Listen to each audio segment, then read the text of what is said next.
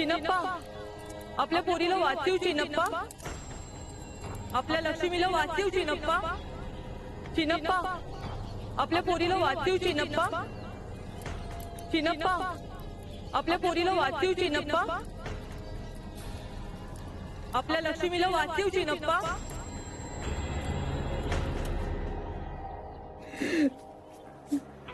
काही राहिलं नाही हो, काही राहिलं नाही.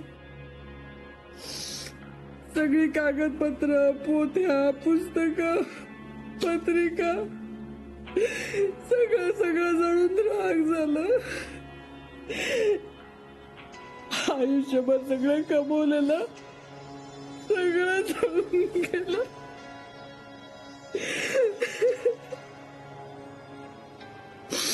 वहिनी, रडू नका. अहो, तुमच्या दोघांचा जीव वाचला हे काय कमी आहे का? हं?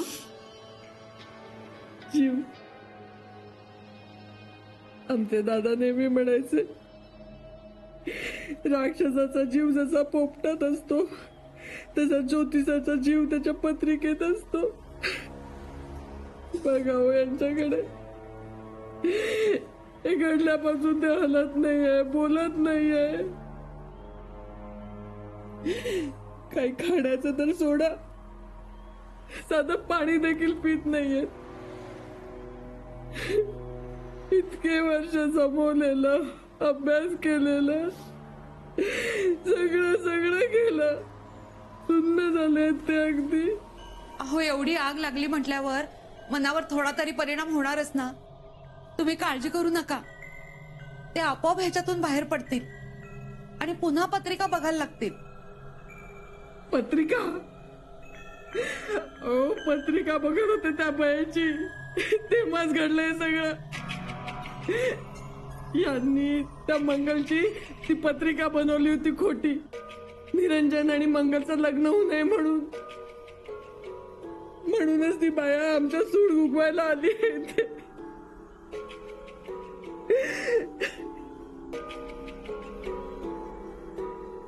हो, घर जाळलंय हो त्या बाईने आमचं. अजून कसली वाट बघताय गोखलेबाई तुम्ही? अहो, मी हे बघा, एक ना एक दिवस हे प्रकरण तुमच्या घरापर्यंत आल्याशिवाय राहणार नाही. तेव्हा आत्ताच काय ते करा. आम्ही जसे हतबल झालो तसं तुम्हालाही हतबल व्हावं लागेल आयुष्यभरासाठी.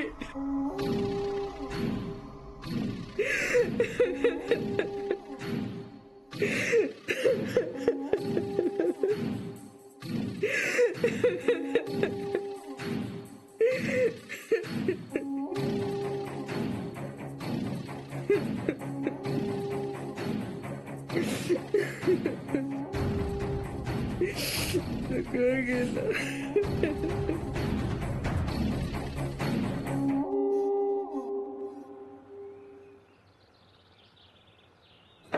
काय ग, आई कुठे दिसत नाहीये? कुठे बाहेर गेलीये का? हा, साठ्यांकडे गेली. साठ्यांकडे? एवढ्या सकाळी? पूजा बिजा घातली की काय काकांनी? साठे काकांना ना नुसतं निमित्त लागतं पूजा घालायला. काल साठ्यांच्या घरात आग लागली ना, म्हणून गेलेत. काय आग लागली? हा, म्हणजे फारसं काही नाही झालं. काही कागद होते जुने, ते जळाले, काही कामाचे नव्हते. पण रमा, मला यातलं काहीच माहिती नाहीये. अरे पण असं भयंकर काही नाही झालंय, छोटीशी आग होती बस. अगं रमा, छोट्या मोठ्याचा प्रश्न नाहीये, पण आपल्या शेजारी हे असं सगळं घडतंय आणि साठे काकांच्या घरी हे म्हणजे असो. पण बरं झालं तू सांगितलंस, मी जरा ऑफिसला जाण्याआधी त्यांच्याकडे जाऊन येतो. नाही, नको जाऊस. नको का? म्हणजे मला नाही वाटत तू तिकडे जावं असं. रमा, वर्षानुवर्षांनी ते शेजारी आहेत ते आपले. घरं दोन असली तरी माणसं एकाच घरात राहतात असं वाटतं लोकांना. तर खूप जवळचं नातं आहे आपलं. ज्यांना आपलं नातं कळत नाही त्यांच्याशी काय ठेवायचं नातं? ज्यांना आपलं नातं कळत नाही त्यांच्याशी काय ठेवायचं नातं?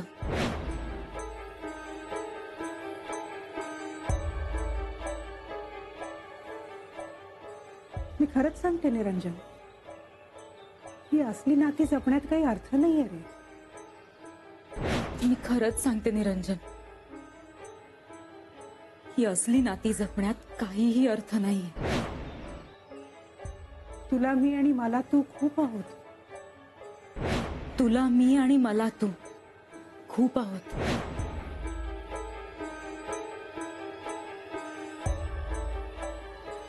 माझं काही चुकलं का तर मला माफ कर. नाही, मला कळत नाहीये काय बोलावं. कारण कारण हीच वाक्य, अशीच वाक्य मी मंगलच्या तोंडून ऐकली होती काही वर्षापूर्वी. आणि आज पुन्हा एकदा काळजी करू नकोस, मला फॉर्मॅलिटी म्हणून जावं लागेल. जाईन, विचारपूस करीन आणि मग निघीन ऑफिसला. ओके?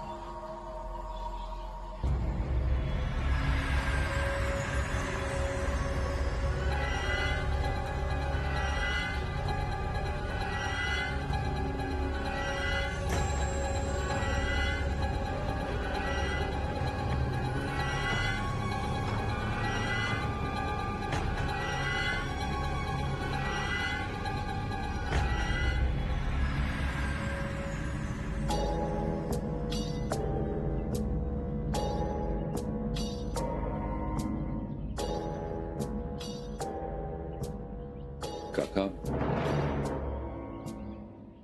काकू, तुम्ही ठीक आहात ना? हे सगळं तुला ठीक वाटतंय? हो, मी तुमच्या काळजीपोटी. काही नकोय तुझी काळजी आणि दयामाया. आणि खरंच तुला आमची काळजी वाटत असती ना तर जिच्यामुळे आम्हाला आमच्या जीवाची काळजी वाटते तिला घराबाहेर काढलं असतंस. हे सगळं तिचं कारस्थान आहे.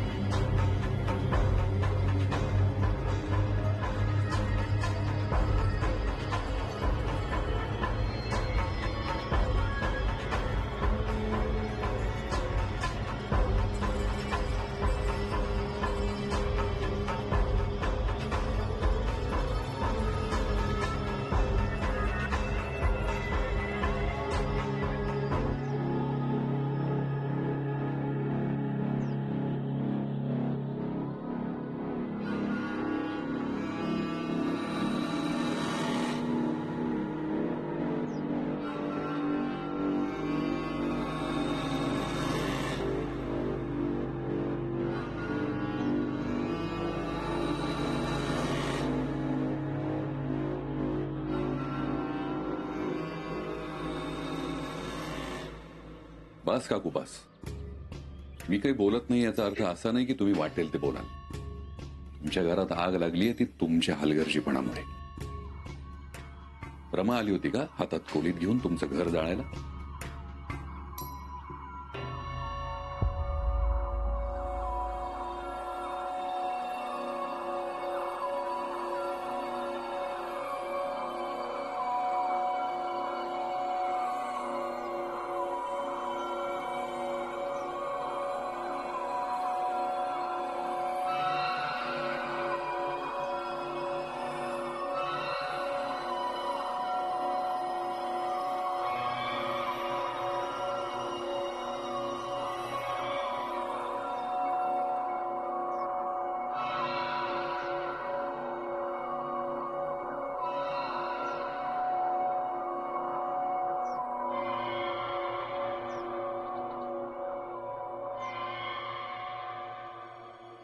रमा म्हणते तेच खरंय.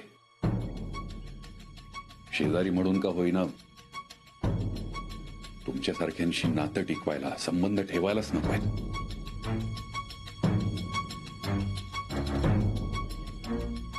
मला ती आणि तिला मी, आम्ही दोघं एकमेकांना पुरेसे होतो.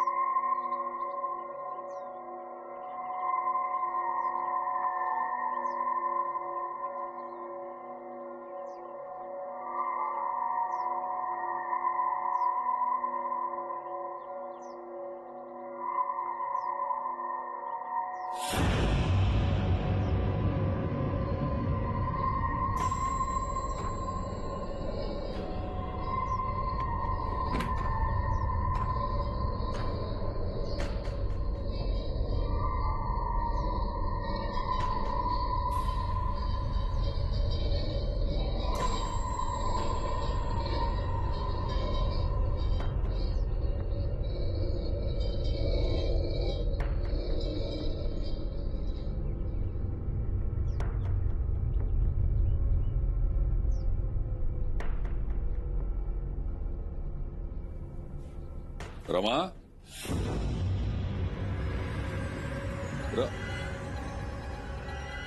तू तू काय करतोय इथे?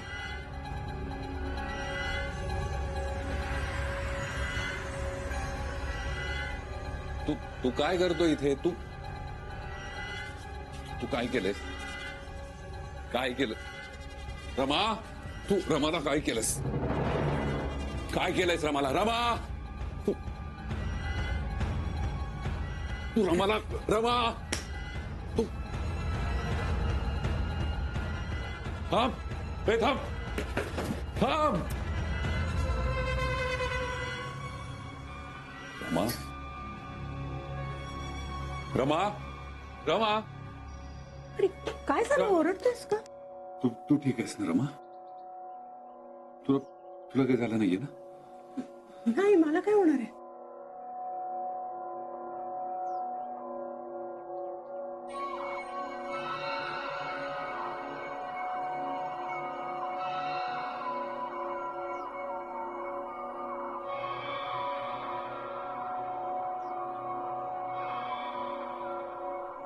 संपत काका, अप्पा कुठे आहेत? अप्पा कुठे आहेत? क्या मालूम बेटा. अरे हाँ, हीरोइन को चॉकलेट लाने गया है. मेरे हीरोइन को चॉकलेट पसंद है ना? हाँ? ए, किधर गए थे बे? हाँ? क्या करके क्या आया? बोल ना बे. मी त्या बाईच्या घरी गेलते तिला मारायला. पागल हो गया है क्या? भेजा मी कोण आगे मटन शॉप मध्ये त्या बाईला मारायला तिच्या घरात घुसला? नाही नाही नाही नाही.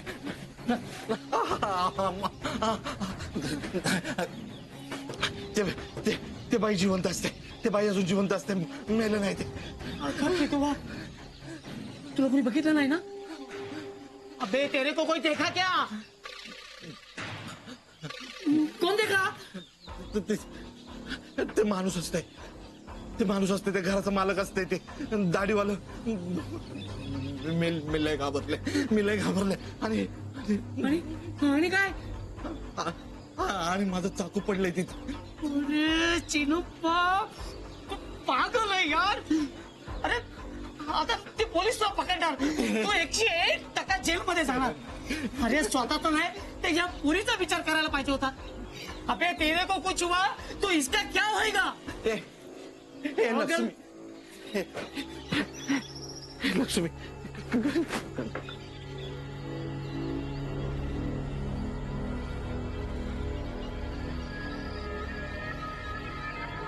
Hello, police station. पोलिसांना फोन नको करूस निरंजन. अगं रमा, तू वेडी आहेस का? एक माणूस घरात घुसून तुझा जीव घेण्याचा प्रयत्न करतो आणि अरे पण जीव गेला का? अगं पण हे बघ निरंजन, पोलीस आले ना तर नसत्या भानगडी वाढतील, माझ्यावरही बोटं उचलली जातील. आधीच आपल्या डोक्याला त्रास कमी आहे का? अजून का वाढवतोयस? आणि तो परत आला तर? नाही येणार.